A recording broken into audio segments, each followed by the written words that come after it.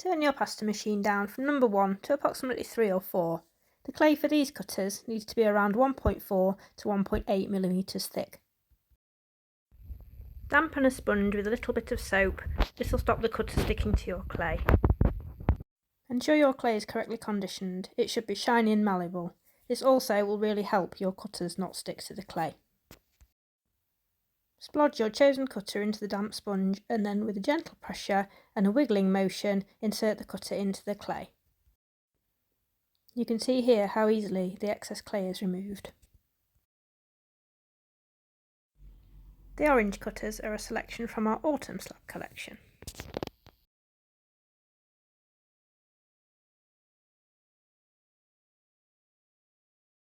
Repeat this process as often as you wish. You may also notice using the damp sponge method is good at keeping your cutters nice and clean.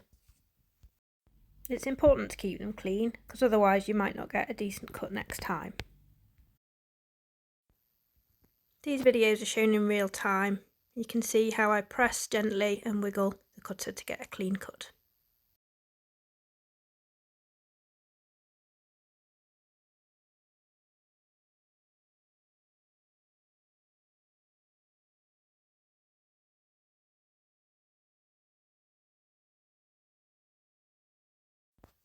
Now I'm going to show you 3 of the cutters from our Halloween slab collection.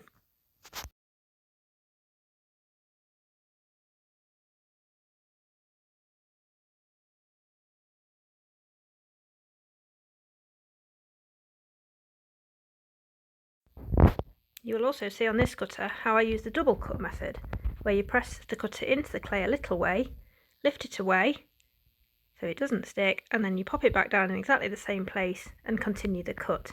This is especially helpful with the really tricky little cutters.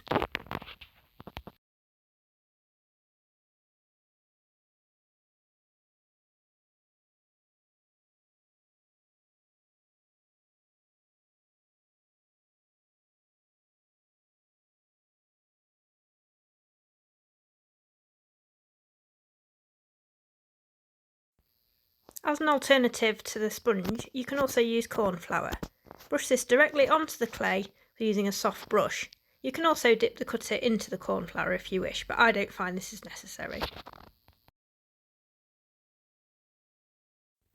Here's a sneak preview of the Christmas collection I've been working on.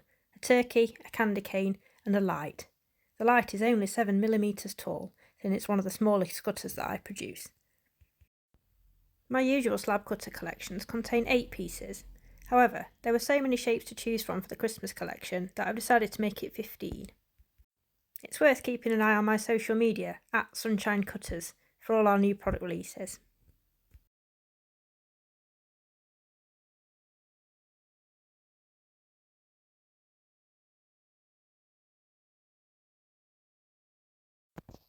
As you can see, the cornflour method was also very successful. However, I do find it a little messier, and sometimes after baking you can see a white residue, so just make sure you clean your pieces once you've baked them. Another little tip I like to tell my clients is that when you actually cut your little piece out, just run your fingers around the rough edges. This will vastly reduce your sanding time when your pieces are baked.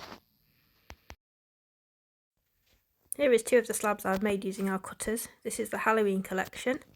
As you can see, we've got pumpkins, gravestones, cauldrons, bats, skulls, you name it. And here is the autumn one, which is my personal favourite. These products are all designed and manufactured by myself, and you can purchase them at my website or my Etsy shop, and you can also follow me on social media. Thanks for watching!